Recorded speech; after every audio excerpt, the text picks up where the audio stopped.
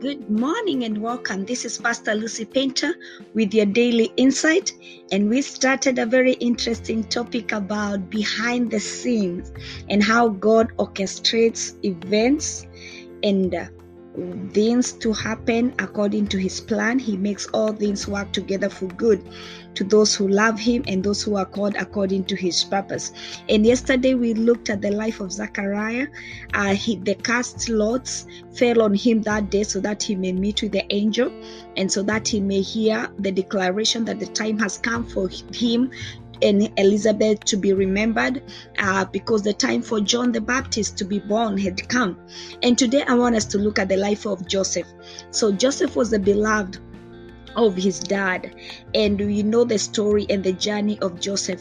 So from the beginning, where he starts the journey, before the brothers conspire against him and they plan to kill him, the Bible says that when the father sent Joseph to go and take bread and check how they were doing, where he had gone to check them, he found somebody who had heard them saying, "Let us go to Dothan," because where they usually went, there was no pasture.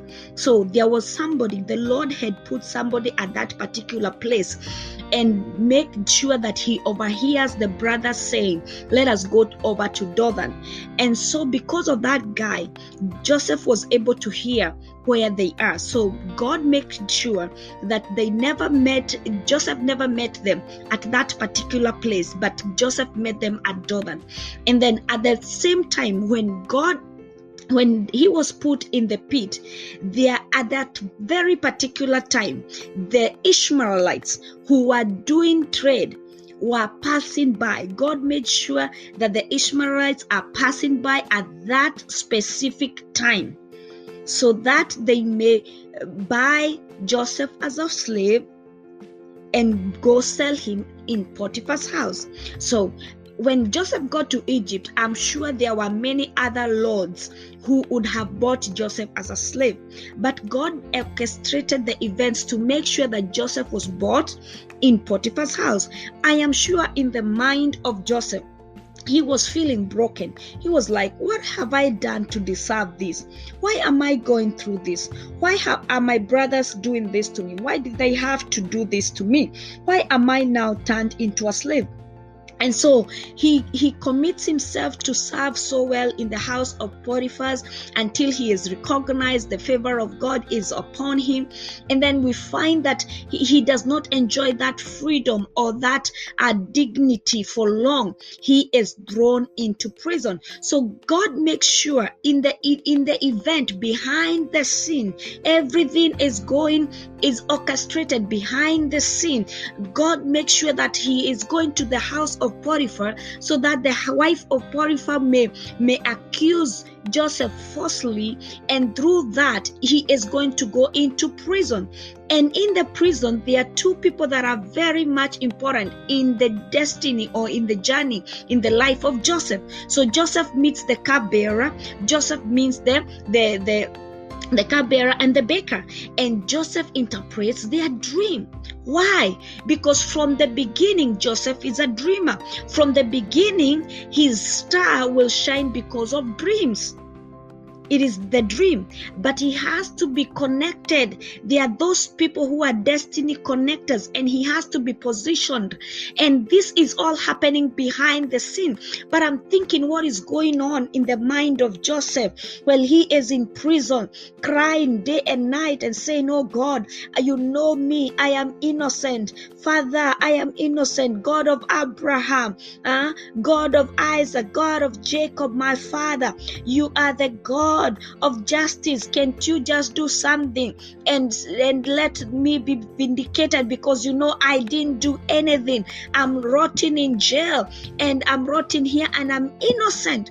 And that is why even when he interprets the dream, he is telling the cupbearer, "When you go before the king, please remember me," because he is trying to push his agenda, not knowing that behind the scenes there is something else that is happening.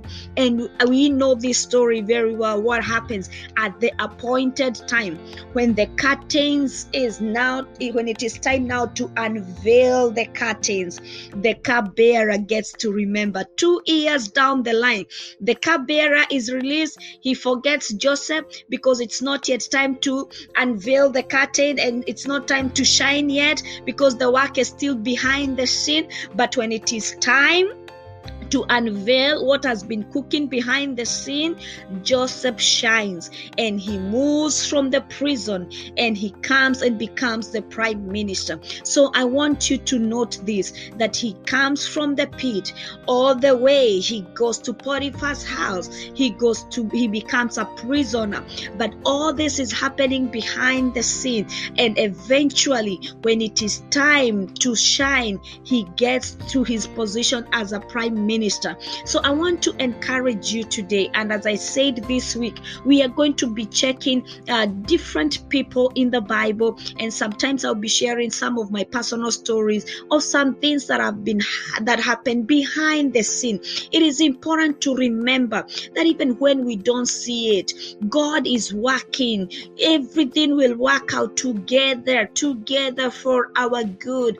Our lives are in His hands, and even if we can't see it now, He is going to make everything work together for good. So hold on, because behind the scenes, the Lord is at work. And when your prime minister time comes, when it is time to unveil, when it is time to raise the curtain, when it is time for you to shine, it's gonna be glorious, because behind the scenes, the work has been done and it is marvelous in our eyes. Shalom, shalom. This is Pastor Lucy Painter with your daily insight, and this is Behind the Scene, Day 2.